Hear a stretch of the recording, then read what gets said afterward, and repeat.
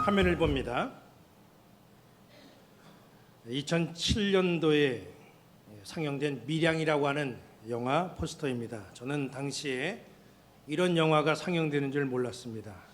그 당시에 제가 대학원을 다녔는데 세미나에서 이 영화를 소재로 토론을 해야 되니까 이 영화를 반드시 보고 오라. 그래서 이 영화를 봤습니다.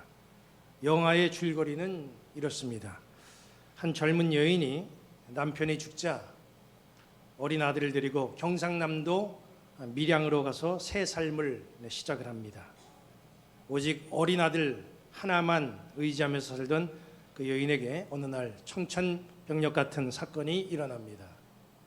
의지하던 어린 아들이 유괴범에 납치가 되고 살해가 됩니다. 유괴범은 붙잡혔고 감옥에서 죄에 대한 대가를 치르게 됐지만 이 아들 하나만 바라보고 살아가는 이 여인에게는 하루아침에 모든 것을 잃어버린 상황이 되었습니다. 소망이 사라진 이 여인은 어느 날 이웃에 사는 약국 부부의 전도로 교회를 가게 됐습니다. 예배 시간에 설교를 듣던 이 여인은 자기도 모르게 울음이 터졌습니다. 참지 못하고 한참을 울었는데 마음이 시원하고 그동안 응어해졌던 가슴이 뻥 뚫리는 것을 경험을 했습니다. 이 이후로 이 여인은 복음을 받아들이고 열심 있는 신앙인이 됩니다. 성경을 아주 열심히 읽었습니다. 기도 생활도 열심히 하고 시간 말씀도 놓치지 않고 열심히 잘 들었습니다. 전도에도 열정을 보이고 자기가 받은 은혜를 사람들에게 간증하기도 했습니다. 그러면서 아들로 인한 상처가 씻겨지기 시작했습니다. 그러던 어느 날 말씀을 읽다가 용서에 대한 주님의 마음을 생각했습니다. 그리고 아들을 유괴해서 살해한 살인범이 머리에 떠올랐습니다. 그동안 이 여인은 아들을 유괴해서 죽인 이 살인범을 아주 지독하게 저주했습니다. 어떤 일이 있어도 이 사람은 도저히 용서할 수 없다. 치를 떨면서 그렇게 살아왔습니다. 그런데 이 말씀을 읽다가 용서의 마음이 들었습니다. 그래서 아들을 죽인 살인범을 용서해 주기 위해서 교도소를 찾아갔습니다. 면회하고 막상 살인범의 얼굴을 보니까 쉽게 입이 떨어지지가 않았습니다. 한참을 망설이다가 어렵게 말을 꺼냅니다. 내가 당신을 용서하기 위해서 여기 찾아왔습니다.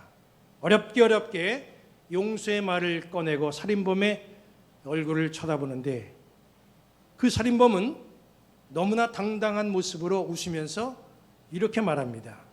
저는 교도소에서 예수님을 믿게 됐습니다. 하나님이 저를 찾아오셔서 저의 죄를 용서해 주셨습니다. 저는 하나님으로부터 내가 지은 죄를 용서받았습니다. 그리고 눈물로 기도했더니 하나님께서 제 마음에 평안을 주셨습니다. 그래서 저는 아무런 문제가 없습니다. 그 말을 들은 여인이 당황했습니다. 아니 내가 용서해 주지도 않았는데 어떻게 용서받았다고 말할 수 있나? 내가 용서해 주지 않은 사람을 나에게 피해를 준 그 사람 내가 용서해 주지 않았을 때도 하나님이 그 사람을 용서해 줄 수 있는 건가? 신앙으로 평안을 찾아가던 이 여인의 마음에 분노가 일어나기 시작했습니다. 그리고 다시 그의 삶이 혼란에 빠지게 됩니다.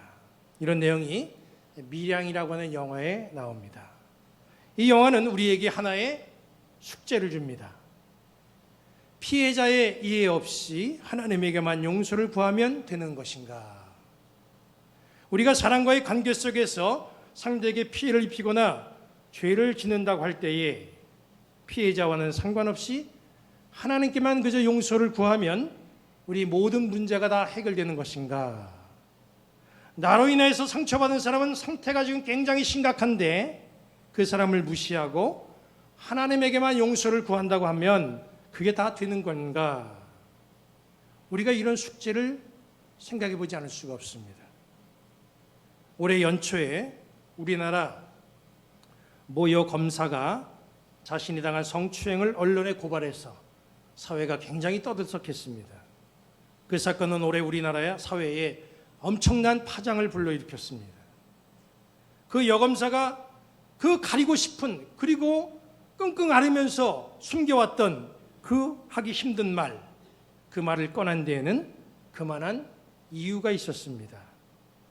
그 여검사는 자기를 추행한 상관 검사가 교회에 등록해서 자기는 죄가 있었지만 회개하고 하나님으로부터 죄를 용서받고 나는 구원받았다, 이렇게 간증한 사실을 알게 됐습니다.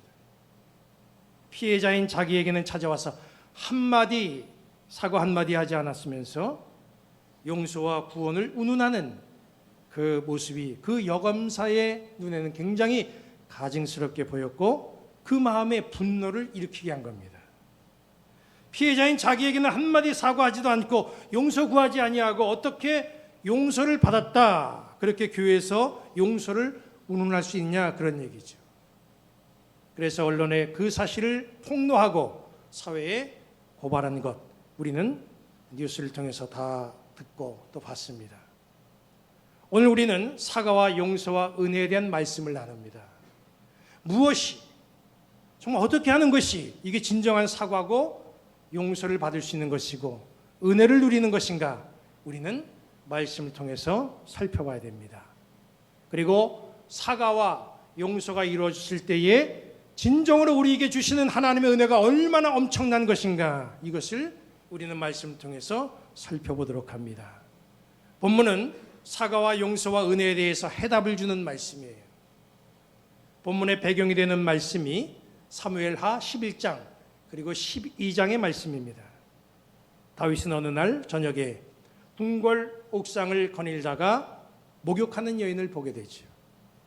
부하들을 시켜서 그 여인을 알아보니까 그 여인은 자기 충성스러운 부하 우리아의 아내였습니다. 우리아는 암몬과의 전쟁을 위해서 전쟁터에 나가 있는 상황이에요.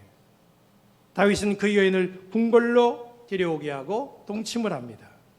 그리고 그 여인은 다윗의 아이를 갖게 되죠. 다윗은 그 여인의 남편 우리아를 전쟁터에서 죽게 하고 그 여인을 자기 아내로 삼습니다. 다윗과 그 여인 사이에서 아들이 태어났는데 태어나서 얼마 되지 않아 그 아이는 죽게 됩니다. 말씀에 나와 있는 것처럼 하나님의 심판으로 그 아이는 죽은 거죠. 그리고 다시 또 다른 아이를 갖게 되고 그 아이가 세상에 태어났는데 그가 바로 다윗의 뒤를 이어서 이스라엘의 왕이 될 솔로몬입니다. 우리는 오늘 이 본문에서 솔로몬이 태어날 때 솔로몬을 향한 하나님의 마음이 어떠했는지를 유심히 살펴볼 필요가 있어요. 본문 24절 하반절부터 25절을 보면 말씀이 그때 그 상황을 이렇게 말씀하고 있습니다. 여호와께서 그를 사랑하사 선지자 나단을 보내 그의 이름을 여디디아라 하시니 이는 여호와께서 사랑하셨기 때문이더라.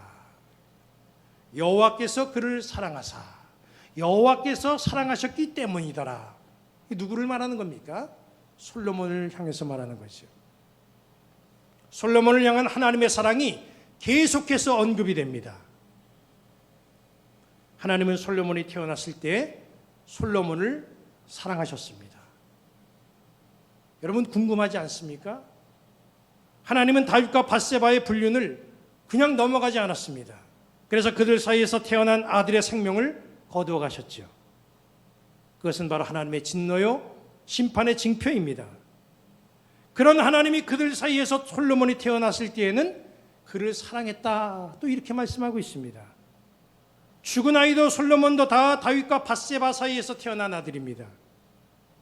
똑같이 밧세바와 다윗 사이에서 태어났는데 누구는 태어날 때 심판의 희생양이 되고 누구는 사랑받는 자가 되는 겁니까?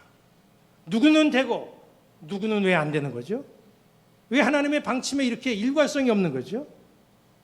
다윗이 아들 살려달라고 금식기도 하면서 매어 달렸는데도 그 아들은 죽이시고, 솔로몬이 태어났을 때에는 왜 하나님이 솔로몬을 사랑했습니까? 솔로몬이 성장해서 일천 번제를 드릴 때에는 저렇게 신앙생활하니까 하나님의 사랑을 받지 하면서 그걸 보면 사랑받을 이유를 우리는 충분히 이해할 수가 있어요. 솔로몬이 하나님의 성전을 지었을 때에 저렇게 남들이 하지 못하는 저런 특별한 헌신이 있으니까 하나님이 솔로몬을 축복하시고 솔로몬을 사랑하시지. 충분히 우리는 그 일에 대해서 솔로몬을 사랑한 이유 충분히 이해가 갑니다. 그런데 본문의 상황은 이해할 수가 없는 상황이에요. 솔로몬이 하나님의 사랑을 받은 시점을 보면 솔로몬이 태어나는 시점입니다.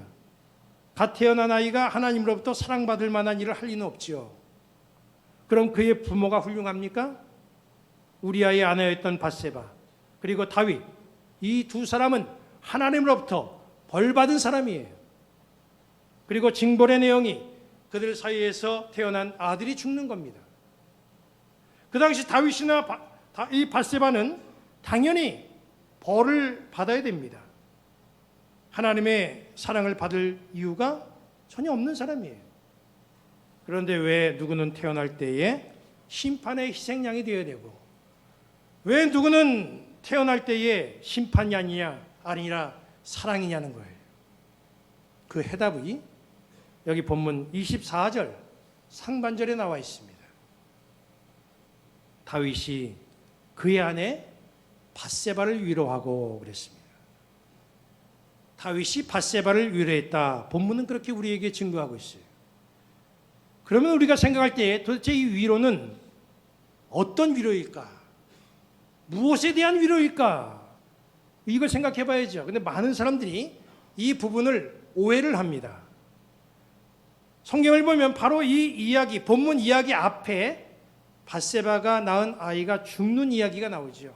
그래서 사람들은 죽은 자식을 가슴에 묻는 어미의 아픔을 다윗이 위로한 것으로 그렇게 이 말씀을 이해하고 바라봅니다. 솔로몬이 다윗과 밧세바 사이에서 태어난 첫 번째 아들이라고 한다면 그게 맞아요. 그런데 역사를 보면 또 상황과 정황을 보면 다윗과 밧세바 사이에서 나온 첫 번째 아이가 죽고 그 다음에 태어난 사람, 이것은 솔로몬이 아닙니다. 다윗을 통해서 밧세바가 낳은 아들의 이름이 역대상 3장 5절에 나와요. 거기 말씀 보면 이렇게 되어 있습니다.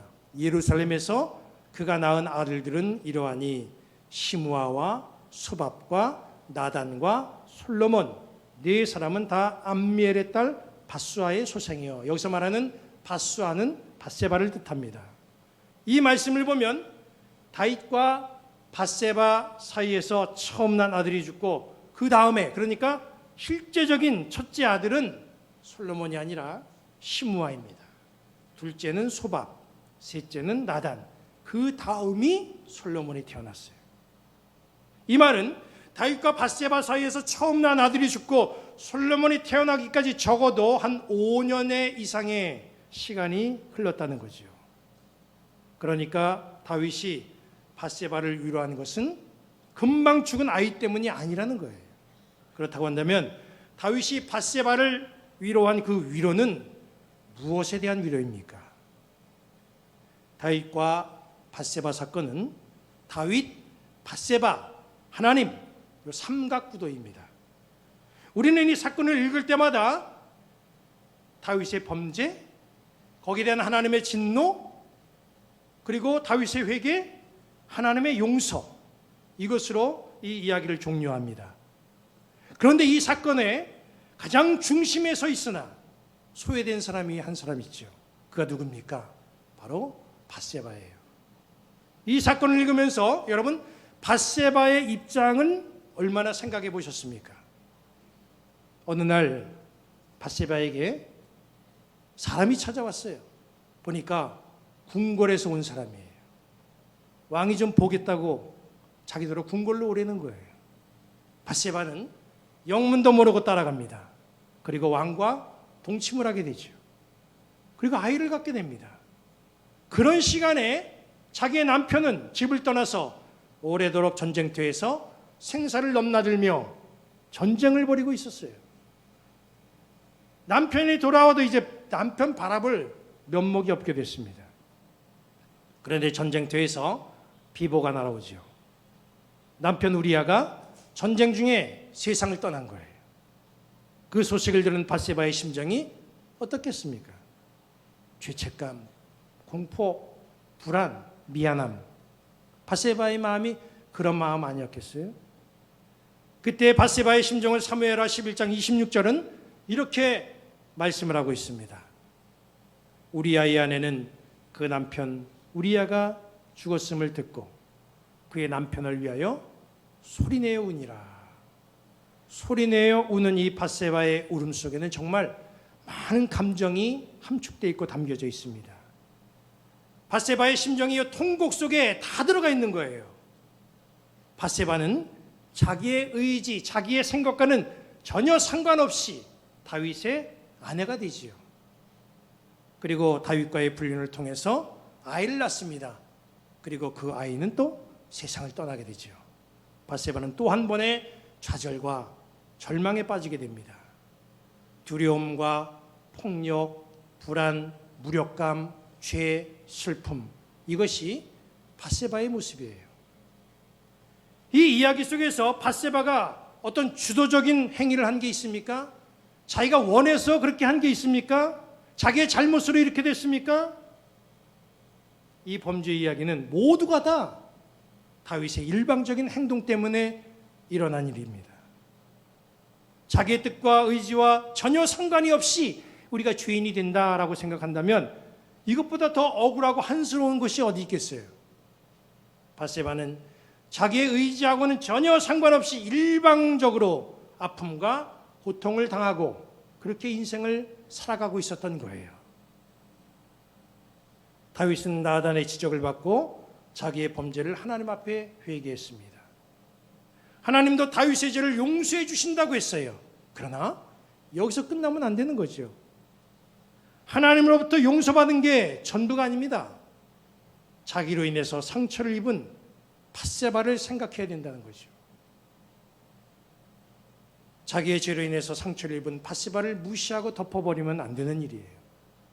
다윗과 하나님과의 관계가 해결됐다고 한다면 이제는 다윗이 자기가 상처를 입힌 피해자 밧세바와의 문제를 해결해야만 합니다. 하나님의 심판으로 태어난 아이가 죽게 됐어요. 그리고 세월이 흐르면서 여러 자녀들이 또 태어났어요. 그렇게 세월은 흘러가면서 이 이야기는 이제 역사 속으로 묻혀지는 상황입니다. 그러나 그 즈음에 다윗은 눈 딱 감고 그저 지나간 일이니 하면서 그저 회피한 것이 아니라 다윗이 다시 그 일을 상기하며 용기를 냈던 거죠. 그리고 본문에 드디어 자기로 인해서 피해를 입은 피해자 밧세바를 위로했습니다. 위로라고 하는 것은 사전적인 의미로 보면은 남의 괴로움이나 슬픔을 달래주는 말과 행동을 뜻한다고 하죠. 다윗의 위로로 비로소 밧세바의 아픈 상처가 씻어진 거예요. 그리고 동침했고 그래서 낳은 아들, 그 아들을 하나님은 사랑하셨던 거지요. 피해자를 위로한 다윗에게 하나님은 용서와 은혜의 선물로 사랑을 선사하신 거예요. 위로가 있는 다윗의 집안에 비로소 진정한 용서가 이루어졌고 정말 복된 은혜가 임했던 겁니다. 여러분, 이 이야기가 무엇을 말씀하고 있습니까? 하나님에게 용서를 구하고 우리가 하나님 앞에 회개했으면 그와 관련된 피해자에게도 용서를 구하고 위로해야 된다는 거예요. 주님의 은혜는 거기에서부터 시작이 됩니다. 우리는 신앙생활하면서 지금까지 여러 번 회개했습니다. 오늘 다윗의 이야기를 보면서 지금까지 내가 했던 회개가 하나님에게만 회개하고 연관된 사람이 빠진 회개는 아니었는가 한번 여러분 생각해 보시기 바랍니다. 우리 신앙인에게는 나, 하나님, 그리고 이웃이라고는 삼각구도가 늘 따라다닙니다. 회개는 나와 하나님, 나와 이웃과의 관계 속에서 이루어져야 됩니다. 한 면에만 치우치지 않고 나, 하나님, 이웃, 균형을 이루는 조화가 바로 아름다운 신앙인의 모습이에요. 밧세바를 위로했을 때에 비로소 하나님의 용서와 은혜가 다윗 가정에 임했던 것을 보면서 이 한 주간 세심하게 살아가면서 여러분 주위를 둘러보시기를 바랍니다. 사죄와 용서의 관계 속에서 가려졌던 사람, 빠졌던 사람, 무시했던 사람, 생각해보지 않고 잊혀진 사람, 이런 사람들이 생각이 난다고 한다면 속히 해결하시고 주님이 주시는 은혜를 누리는 그런 성도들 되시기를 우리 주님의 이름으로 간절히 축원합니다.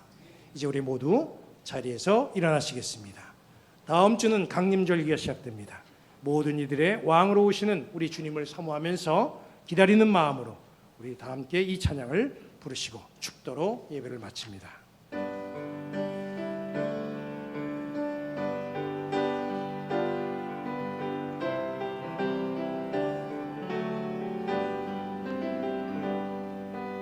당신은 영광의 왕, 당신은 평강의 왕, 당신은 하늘과 땅의 주, 당신은 정의의 아들. 천사가 무릎 꿇고 예배하고 찬송하네. 영원한 생명 말세. 당신은 예수 그리스도 주. 호산나 다윗의 자손께, 호산나 불러 왕 중에 왕. 높은 하늘의 영광을 예수 주 메시아. 당신은 영광의 왕, 당신은 영광의 왕, 당신은 평강의 왕, 당신은 하늘과 땅의 주, 당신은 정의의 아들. 전사가 무릎 꿇고 예배하고 경배하네. 영원 생명 말씀. 당신은 예수 그리스도 주. 호산나 다윗의 자손께, 호산나 불러 왕 중에 왕.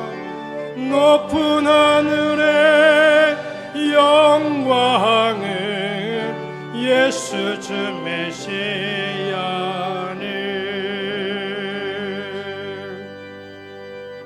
하나님이 여러분에게 복을 주시고 여러분을 지키시기를 원하며, 하나님이 그의 얼굴을 여러분에게 비추사 은혜 베푸시기를 원하며, 하나님이 그 얼굴을 여러분에게로 향하시고 평강 주시기를 성부, 성자, 성령의 이름으로 축원합니다.